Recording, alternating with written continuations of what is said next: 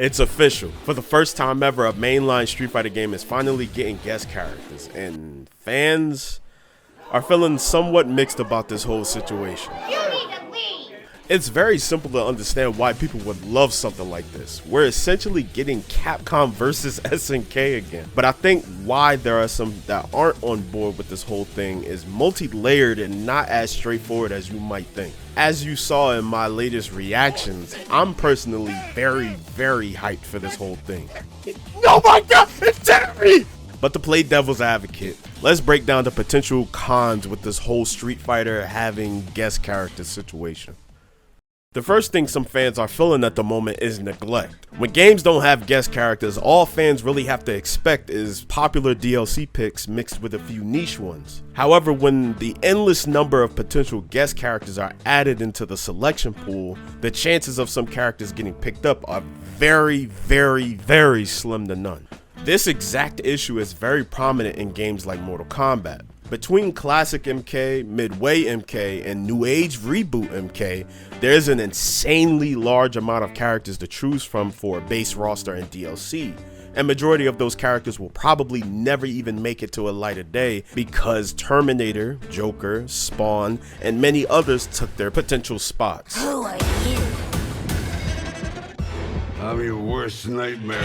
There are some really popular Mortal Kombat characters that haven't been in a Mortal Kombat game in over a decade, and they somehow never get chosen to come back. And when you jingle guest characters in front of fans like a pair of shiny keys, I can understand why people would get pissed. Another issue is how guest characters are balanced in comparison to the rest of the cast. Most fighting game fans believe that devs purposely make guest characters intentionally overpowered just to make more sales. I won't say that is 100% true, and there's way more to it than we like to believe, but there are some consistencies with that whole idea. In most cases, guest characters have some sort of gimmick or mechanics from their own game that allow them to function differently from the rest of the cast, and the developers have to find a way to make those things work in the game without completely breaking everything entirely.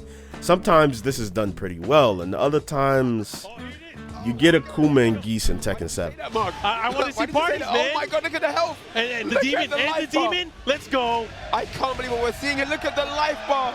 Oh my goodness. He probably has a sliver, right? He might have a sliver. No, that's a lot of damage. Overall, on the topic of balance, people feel like guest characters have some sort of special treatment in regards to them that make people believe, hey, Mai and Terry are in Street Fighter 6. There's no way those characters won't be top tier for years to come, just off the strength that they're guests. Oversaturation plays a huge part in all of this as well. When guest characters are brought into the picture for a game as a developer, there has to be a fine line between guests and characters from the original IP. Some games were able to find that balance.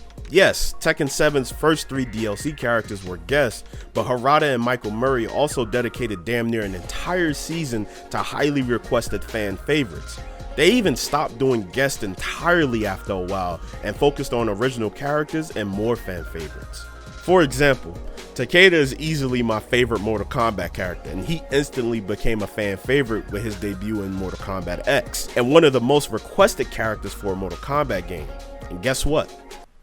He's in one game. Takeda is finally back as DLC in MK1, but it's hard not to think about how he could have potentially made it in Mortal Kombat 11 if there were more room for MK characters. My bad, y'all. I blacked out for a moment, but we are back. For Street Fighter's second season, 2 out of the 4 selections are guests, and I can understand the mindset of, well, one of these characters could have been a highly requested Street Fighter character. The pros for having guest characters in Street Fighter 6 far outweigh the cons, but the history of how guest characters are handled in fighting games as a whole, I think is reasonable for people to feel the way they feel. I think in the coming months, people's concerns will eventually diminish once they are able to get their hands on these characters. I think it's safe to say we are all currently happy with the state of Street Fighter 6, and we all want the game to live up to the title of the best Street Fighter game of all time. But it's also important to understand each other's concerns for the future of the game and voice those concerns respectfully, so that we can eventually look back at Street Fighter 6 years down the line and go, damn, this was a cool ass game. How do you guys feel about guest characters in Street Fighter? Are you hyped, concerned? Did my video help you quell your concerns in any way? Let's talk about it in the comment section. And while you edit, don't forget to hit that subscribe button so we can hit 3,000 subscribers before the year ends. Love every single one of y'all. Stay safe, peace, and love.